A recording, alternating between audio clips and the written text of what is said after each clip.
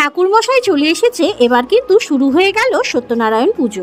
ভাদ্র মাসের চতুর্থ শনিবারে আমি বাড়ির নারায়ণবার পুজোটা সেরে নিলাম। গুড়িয়া স্কুলে আছে তাই পুজোটা দেখতে পারলো না, মনটা তাই ভালো লাগছে না।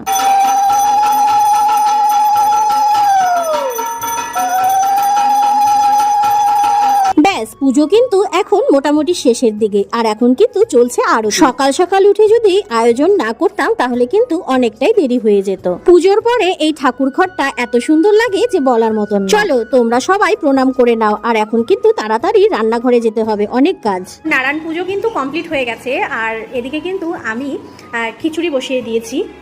দেখো, খিচুড়ি কিন্তু আমার কমপ্লিটও হয়ে গেছে। এখানে মুগ ডাল দিয়ে, নারকেল দিয়ে, বাদাম দিয়ে খিচুড়ি করেছি।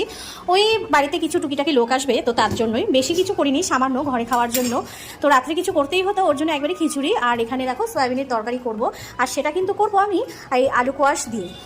সো তখন তো তোমাদেরকে দেখিয়েছি যে আমার খিচুড়ি কিন্তু কমপ্লিট হয়ে গেছিলো, আর এখন কিন্তু আমি তরকারিটাও করে নিয়েছি। আর এই দেখো, এই হলো তরকারি, আর কালারটা কিন্তু খুব সুন্দর এসেছে। যেহেতু আমি উপাস আছি, তো লবণ টবণ কিছুই টেস্ট করে দেখতে পাচ্ছি না, কেমন হয়েছে জানি না। হ্যাঁ, রাত্রেবেলা কিছু লোকজনকে বলা হয়েছে, তো তারা আসবে, খেয়ে বলবে কেমন হয়েছে। এদিকে আমার রান্না কমপ্লিট, আর মেয়েও কিন্তু স্কুল থেকে চলে আসলো।